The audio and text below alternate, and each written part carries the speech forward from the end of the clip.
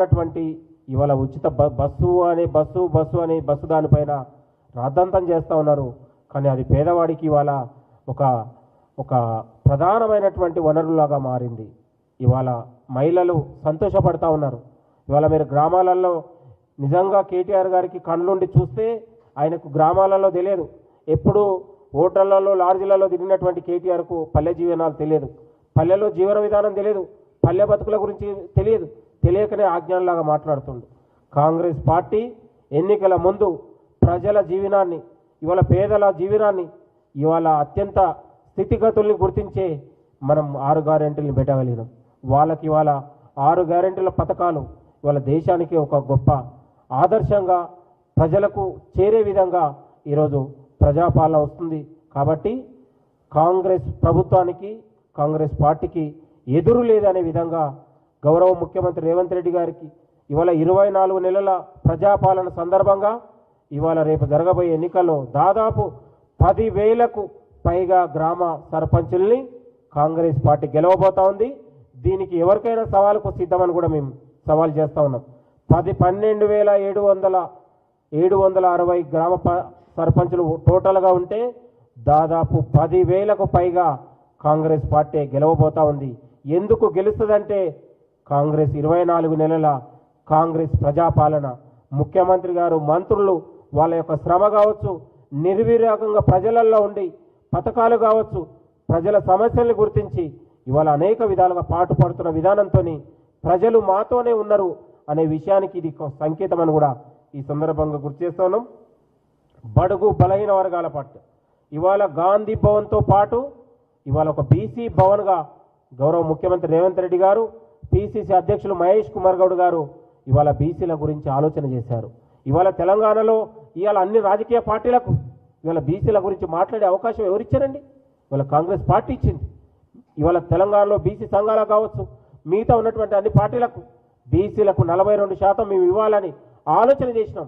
కానీ ఇవాళ రాజ్యాంగబద్ధంగా, చట్టబద్ధంగా కుట్రలు చేసి ఇవాళ కోర్టులని, గవర్నర్ని అందరినీ ప్రభావితం చేసి మాకు ఫలాలు అందకుండా చేసి బీసీల కళ్ళల్లో మట్టి కొట్టి ఇవాళ బీజేపీ పార్టీ ఆడినటువంటి డ్రామాగా మనం భావించాలి.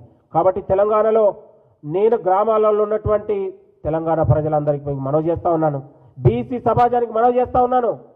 ఇవాళ బీఆర్ఎస్ బీజేపీలకు డిపాజిట్ కాదు, ఒక్క సీటు కూడా ఎక్కడ వాళ్ళ గ్రామాలలో రాకుండా తరిమి కొట్టాలని కూడా నేను తెలంగాణలో ఉన్నటువంటి బీసీ సంఘాల ప్రజలకు నేను పిలుపునిస్తూ ఉన్నాను. మనకు అవకాశం ఇస్తే అడ్డుకునే ప్రయత్నం ఇవాళ బీజేపీ చేసింది. ఆ బీజేపీకి దాసోహం బీఆర్ఎస్ పార్టీ. కాబట్టి బీసీల ద్రోహులు వాళ్ళు. బీసీలకు కాంగ్రెస్ పార్టీ అవకాశం ఇస్తే అడ్డుకున్నది వాళ్ళు. ఇవాళ మేము ధర్నాలో పాల్గొన్నాం, ప్రతిపక్షాలను ఏకం చేసినాం, ఇవాళ అసెంబ్లీలో తీర్మానం చేసినాం, కులగణన చేసినాం, ఒక డెడికేషన్ కమిషన్ వేసినాం. ఇవాళ మనము 2 బిల్లులు పంపిస్తే దానిపైన కూడా కనీసం చర్చ లేకుండా చేసినాం.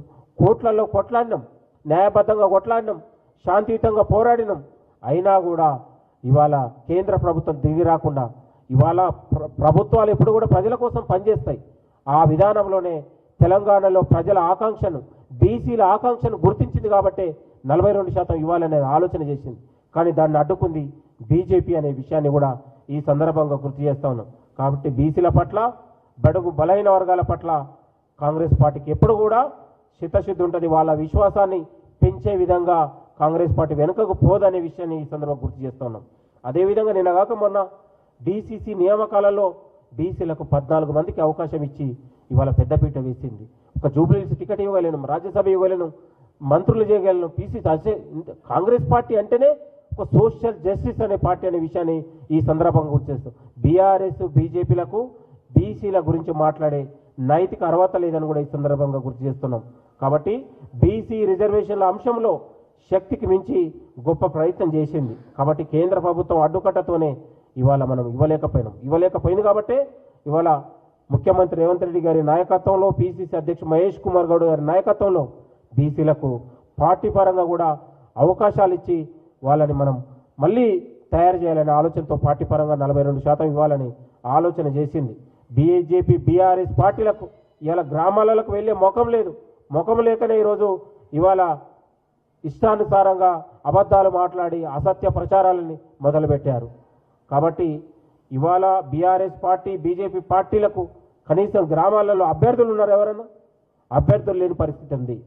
కాబట్టి తెలంగాణలో 1,66,55,000 మంది ఇవాళ ప్రజలు ఇవాళ మా కాంగ్రెస్ పార్టీ విజయాన్ని చూస్తారు. ఖచ్చితంగా విజయం కోసం పనిచేస్తారు, కాంగ్రెస్ పార్టీని ఆదరిస్తారు.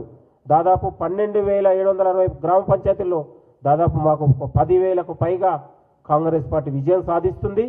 ఇది సంక్షేమ పథకాలు ఇవాళ సాక్ష్యంగా, సన్నబియ్యం సాక్ష్యంగా, ఉచిత కరెంటు సాక్ష్యంగా, రుణమాఫీ సాక్ష్యంగా, ఇవాళ మహిళలకు ఉచిత ప్రయాణ సాక్ష్యంగా, ఇందిరమ్మల ఇండ్ల సాక్ష్యంగా మాకు ప్రజలు గొప్ప అవకాశం ఇచ్చి వాళ్ళు ఆదరిస్తారనే నమ్మకం, విశ్వాసం ఉంది అనే విషయాన్ని గుర్తుపెట్టుకున్నాం.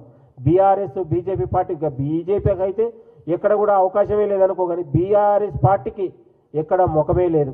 ఇవాళ అనేక మంది సర్పంచులను ఆత్మహత్యలు చేసుకున్నారు వాళ్ళ ఆయమలో. గ్రామాలలో అభివృద్ధి లేదు. ఇవాళ ఎక్కడ చూసినా కరప్షన్తో, అవినీతితోని 10 ఏళ్ల పాటు ఇలా గ్రామాలు వల్లకాడైనాయి. కాబట్టి అది కాంగ్రెస్ పార్టీకి మరొక 10 ఏళ్ళు ఎదురే లేదు.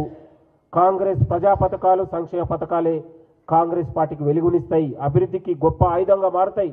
కాబట్టి ప్రతి సంక్షేమ పథకాల లబ్ధిదారులు ఓట్లతోనే గొప్ప విజయం సాధించబోతున్నాం. తెలంగాణలో ఎదురులేని పార్టీగా, ఎదురులేని శక్తిగా ఇవాళ సర్పంచులతో పాటు రేపు రానున్న ఎంపీటీసీ, జడ్పీటీసీ, మున్సిపాలిటీ, జీహెచ్ఎంసీలో కాంగ్రెస్ పార్టీ విజయం సాధిస్తుంది అనే విషయాన్ని కూడా మీ అందరికీ గుర్తు చేస్తూ, కాబట్టి బీఆర్ఎస్ బీజేపీ నాయకులకు బీసీల గురించి మాట్లాడే అర్హత లేదు.